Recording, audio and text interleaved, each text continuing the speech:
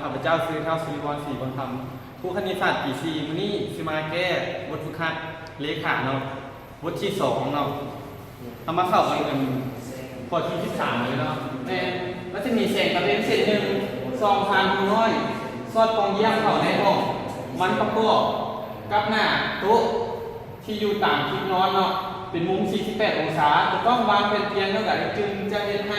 รัศมีแสงสะท้อนเคลื่อนที่ไปตามมุมนอนเนาะเอาหูมาดอกอันนี้เนาะมาเบิ่งรูปเนาะ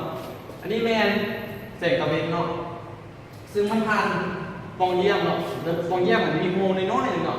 และซองไปหน้าโต๊ะแล้วจะได้เกิดเป็นมุม48องศาเนาะเอาหูว่าเนาะ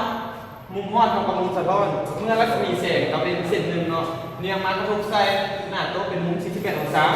ดังนั้นมุมฮอดเท่ากับ48องศาหารใน2เราจะเท่ากับ24องศาเนาะฉะนั้นเราสังเกตเห็นว่าหน้าโต๊ะเนาะเป็นมุมเทียงเท่ากับ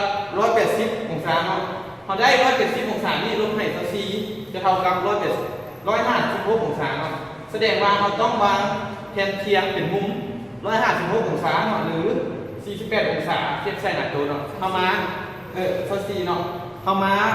สังเกตมุมเลยเนาะอันนี้แม่นโต๊ะเนาะอันนี้แม่นตะเวนเนาะเข้ามาซองอันนี้เศษตะเวนเนาะซองเข้าไปปองเยี่ยมเนาะ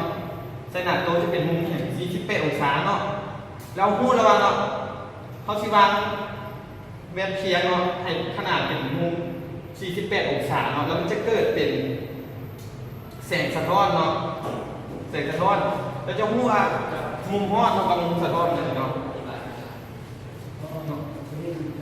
มันบทข้อที่13เนาะมันนี่